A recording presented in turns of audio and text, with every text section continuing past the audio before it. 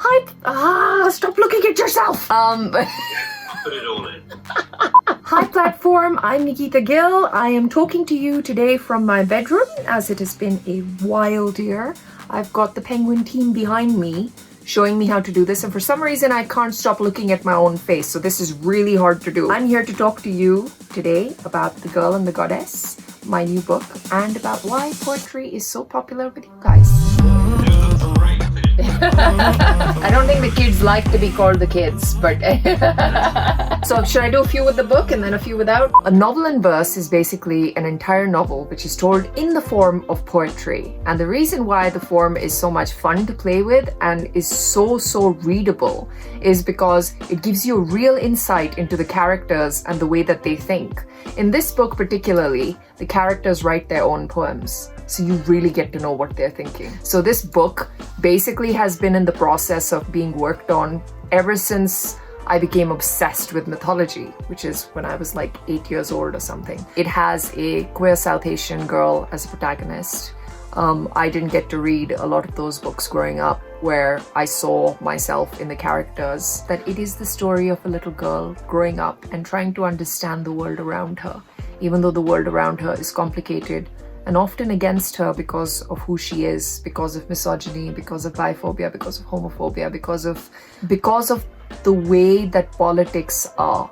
And I think what's amazing is how many young children are growing up in a world like that and are having to find themselves in a world like that. I've been sharing excerpts of this book on my Instagram, and what's been really loved and really loud in regards to this book is how it's all about self-love and imperfection, and how even self-love is complicated and it's a journey and it's a process, and how it's not linear, just like healing is not linear. I talk a lot about toxic positivity and how there's this expectation that once you walk into self-love, that's it. You know, you're there and you will never ever have bad days again or any of those things. And that is a false narrative.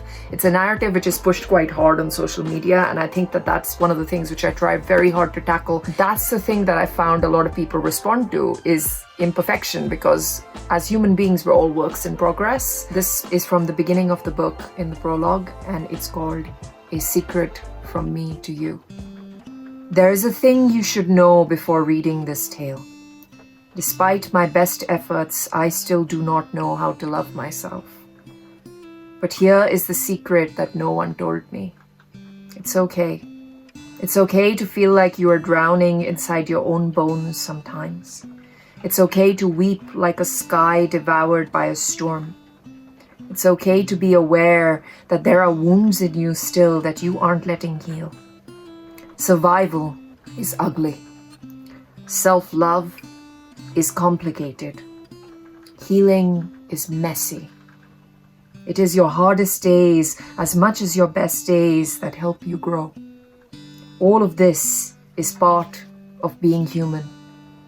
You and I, we do not need to learn alone when we can learn together how to be gentle with ourselves, how to be kinder to ourselves, especially when life feels more like endings than beginnings. Here is another secret that no one will tell you. There aren't any masters of self-love, not even the gods and goddesses themselves. I think the language of poetry is infinite, and it is constantly adapting and it's constantly changing, right? And a lot of my work revolves around the concept of trying to know yourself better. And I used to do that as a child, as a teenager, through my poems. And of course, especially my queer poems were poems that I couldn't really share with anyone because I felt like they would be misunderstood, taken. I came from a country where homosexuality was only decriminalized in 2018. So to be queer in a country like that, what does that mean? You know, where do we go from there? Because even though it's been decriminalized, the stigma still exists. And that's where I found myself in poetry. And that's where this book also comes from. All those poems I wrote as a young kid who was queer, but didn't really know that she would be accepted. So the reason why I think that poetry is having such a reemergence and resurgence today, especially with young people and why novels in verse are doing so well is because poetry is a really great way to explore really heavy emotions in a short form.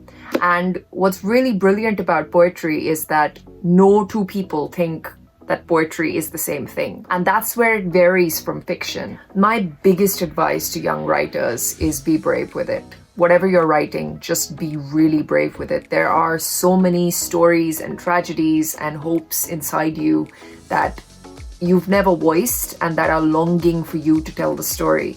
Because when you tell your story, you empower so many other people to tell those stories. So be brave with it and write it. And do not let the world convince you that your story is not important. Your story is so important. Poetry is the language of fire. It is the language of activism. It is a great way to be able to talk about the world we currently live in with the political scenario. And I think that a lot of young people are turning to poetry because of that. You're inheriting a world which is not perfect by far, which has been, in a lot of ways, destroyed.